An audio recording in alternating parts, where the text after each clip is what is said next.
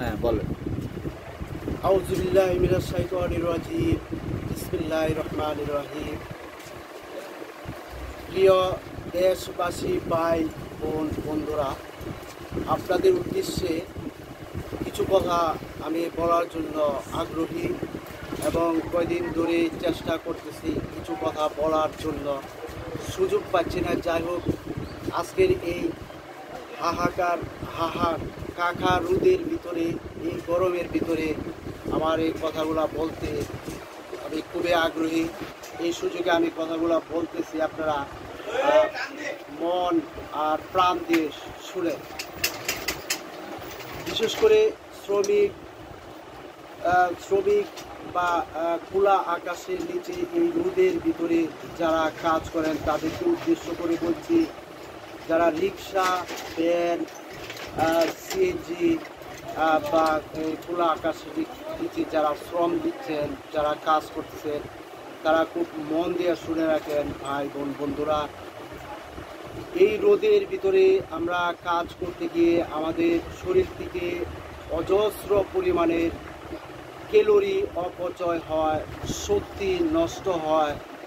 আর এগুলা পূরণ করার জন্য আমাদের দেশে বিভিন্ন রকমের ব্যবস্থা থাকে। তো আমার দেশে যেসব ব্যবস্থা রয়েছে, প্রথমে হচ্ছে প্রচুর পরিমাণ পানি খাইতে হবে। আর পানির সাথে যে এসএমসি কোম্পানির বিভিন্ন ব্যবস্থা রেখেছে, এগুলা খাওয়ার চেষ্টা করবেন। স্যালাইন, এসএমসি স্যালাইন, এই যে এনার্জি স্যালাইন, তারপরে আছে আপনার ওই যে ফ্রুটি, তারপরে এরকম বিভিন্ন ব্যবস্থা রয়েছে। এগুলা এই যে পানির বোতলে মিক্স করে আমরা যখন রোদের মধ্যে কাজ করতে যাব, তখন যদি আমরা এই বিষয়াদিগুলা একটু পর আমরা প্রচুর পরিমাণে তরল খাবার খাই, তাতে করে আমাদের শরীরটা ভালো থাকবে। যে এনার্জিগুলো লস হচ্ছে এগুলো পূরণ হবে। শুধু তাই না, প্রচুর পরিমাণে পানি খাওয়া